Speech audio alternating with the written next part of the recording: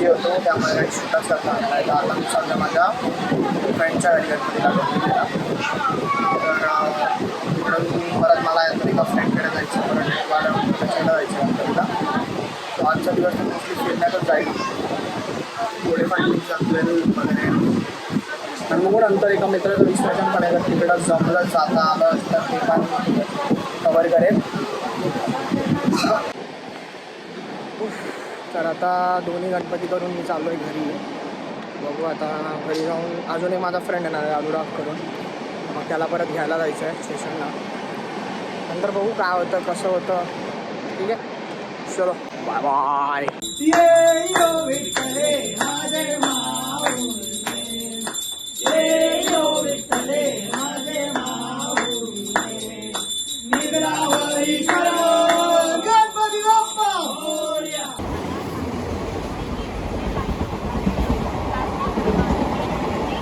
So आपल्याकडे अनुराग आला होता. काय वाटतं, कसं वाटतं तुला टिटवायला? गावात येऊन खूप असं गावासारखं फील तर झालं थोडंसं. कॅमेरा जाऊन हे यार. अरे आयफोनचा ते नाईटचा सीन आहे ना थोडा, मग आयफोन प्रो मॅक्स घेईल तेव्हा बेटर आहे ना. आयफोन कोणता प्रो मॅक्स फोन? कुठला घेऊ? S-Log तर 15मध्ये आहे, तर तू चांगला आहे. पैसे नाही घेत. माझी ट्रेन आहे, मी आता निघतो. बाकी चांगलं आहे, एक नंबर कॅमेरा आहे, काय प्रॉब्लेम थोडी आहे. पुढे काय प्रॉब्लेम आहे, एक नंबर क्वालिटी. हे बघ सगळं दिसत पण नाही मी, तरी पण मस्त आहे. पण पुढे काय झालं, आपलं इथं थांबायचं आहे. थांबू माहीतच.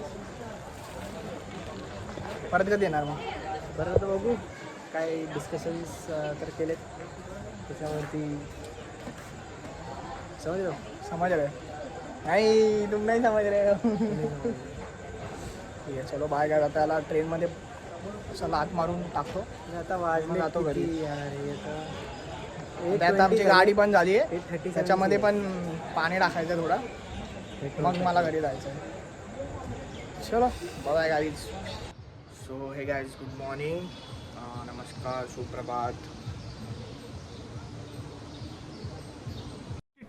अबे जल्दी बोल, कल सुबह पनवेल निकलना है. तर आपण उठून आता फ्रेशन अप झालेलो आहोत, आंघोळ वगैरे जाऊन रेडी वगैरे झालेलो आहोत. आता आरती घ्यायची आहे आणि मग त्यानंतर माझे कॉलेज फ्रेंड्स येणार आहेत. मग बघू त्यांच्यासोबत काय टाईमपास होतं, काय मजा मस्ती होते. चला आता जाऊ डायरेक्ट आरतीला.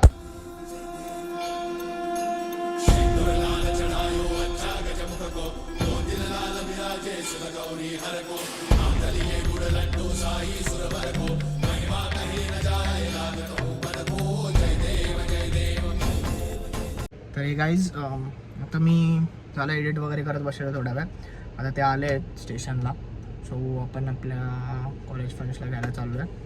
तर बघू काय होतं आहे, कसं होतं आहे. ठीक आहे, चलो बाय. तर गाईज, हे माझे कॉलेज फ्रेंड्स आलेले आहेत आणि आता आम्ही उनो मर्सी खेळतो. Uno no mercy. तर आता ही रडणारच आहे थोड्या दिवसात, थोड्या वेळात. सो लेट्स सी आता कोण कसं काय करतं बघूया.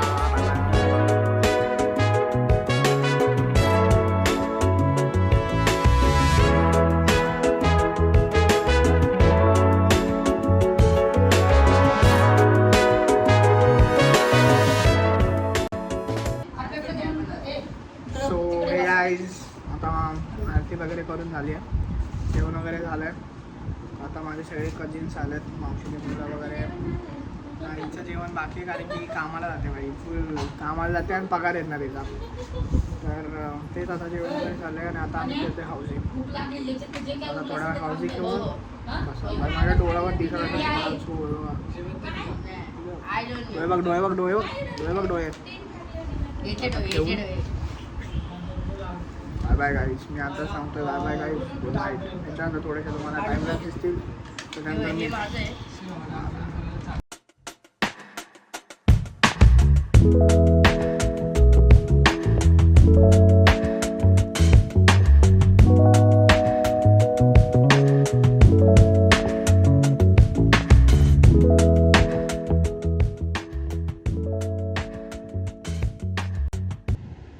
पॅकअप झालेला आहे आणि मजा आली हाऊसी घेऊन.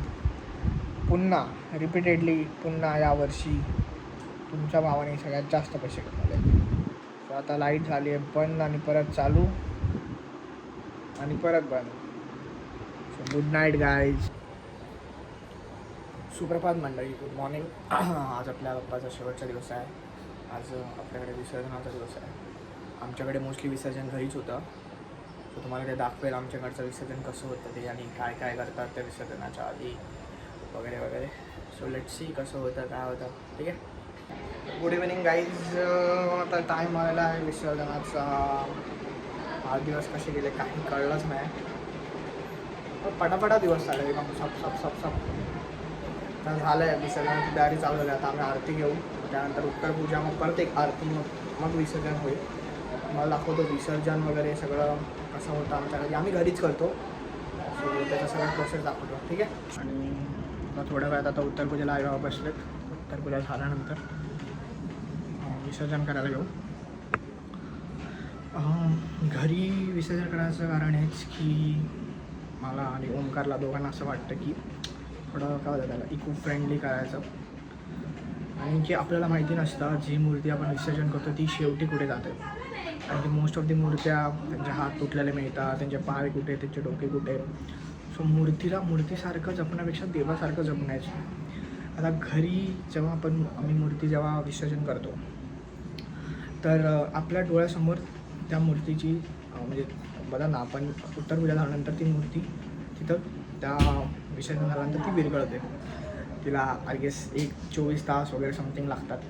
ती विरघळते. मग ती माती परत आपण रिसायकलसाठी पण देऊ शकतो. हवं तर त्या मातीमध्येच समथिंग फर्टिलायझर मिक्स करून थोडे सॉईल वगैरे मिक्स करून त्यातच झाडही लावू शकतो हवं तर, किंवा रिसायकलिंगला पण देऊ शकतो. म्हणजे त्याच मातीतून परत दुसरी मूर्ती निर्माण करायला. सो त्या कारणामुळे आम्ही कधीच विसर्जन करतो. आणि कसं मेन म्हणजे गर्दी पण असते जेव्हा विसर्जनाला जातो तेव्हा. ते सगळं पटपट करा, आरती करा, त्या सगळ्या गडबडीत सगळं जसं मिस्ड आउट होतं. घरी एकदम आरामात निवांत आपल्या डोळ्यासमोर जे काय होतं ते आणि सगळं पद्धतशीर. सो हेच कारण आहे. आणि मला असं वाटतं की सगळ्यांनी इको फ्रेंडलीच करावं. जे काय असेल त्या मूर्तीचा पण एक मान राहील. उगाच नको तिथे समुद्रात कुठे अशा बाजूला चिखलात पडलेली मिळणार नाही आपल्याला मूर्ती. सो हेच होतं. आता दाखवायला आमच्याकडे विसर्जन कसं होतं ते. गणपती बाप्पा मोरया, मंगल मूर्ती मोरया, गणपती बाप्पा मोरया, मंगल मूर्ती मोरया, गणपती बाप्पा मोरया, मंगल मूर्ती मोरया. गणपती चालले गावाला, चैन पडे ना आम्हाला. गणपती चालले गावाला, चैन पडे ना आम्हाला. अरे 1 2 3 4 गणपतीचा जय जयकार. 1 2 3 4 गणपतीचा जय जयकार. गणपती चालले गावाला, चैन पडे ना आम्हाला. गणपती चालले गावाला, चैन पडे ना आम्हाला.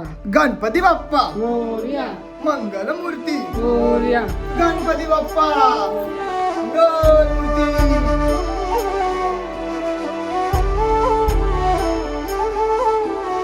निघून गेला रंग, विरून गेला धागा, व्याकुळ हा जीव माझा किती काळ जागा. निघून गेला रंग, विरून गेला धागा, व्याकुळ हा जीव माझा किती काळ जागा. तुटलेल्या काचेचा सपन हे डोळ्यात, रात पेटून उठती अन दिवस काळो खात. माझ्या देवा